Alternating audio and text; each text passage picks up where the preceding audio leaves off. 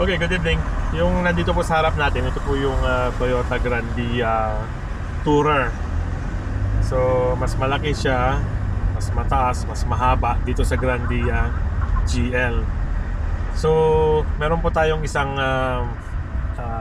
viewer na nagtatanong kung anong may re-recommend ko between GL Grandia Tourer or Grandia GL. Itong gamit po natin. So, again, depende po yan sa need. So, sa ngayon po, ang need natin is more than enough para dito sa GL natin. And yung Tourer is medyo sobrang laki na para sa pangangailangan natin.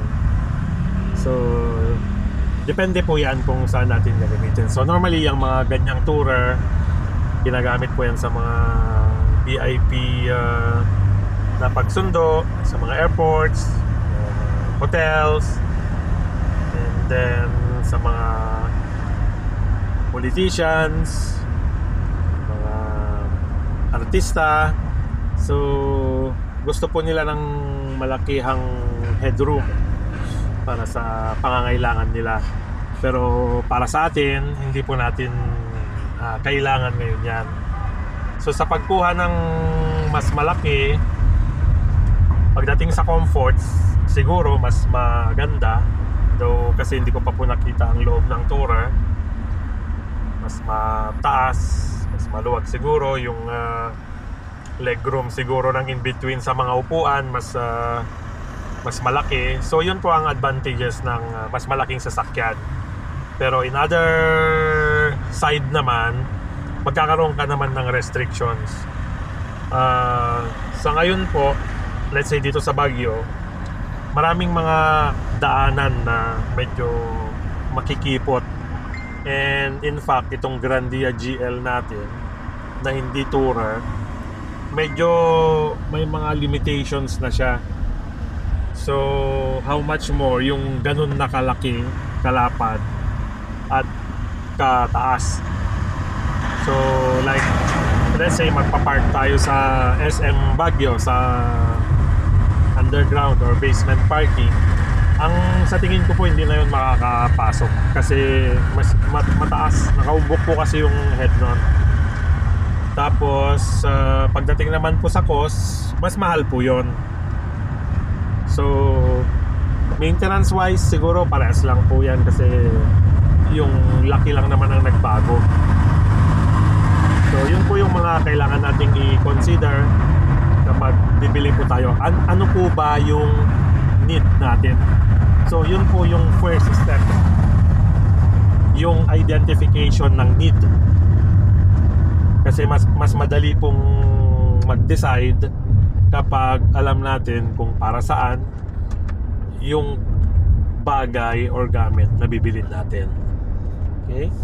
So sana nakatulong po itong input na to. Sa nagtanong, i-check ko na lang later kung sino, and then ilagay ko na lang sa video. Sir, para sa inyo po itong video na to. Tamang-tama na inatsambahan tayong Grandia Tourer sa harapan natin. So naalala ko lang yung question niya. Okay? So yun po.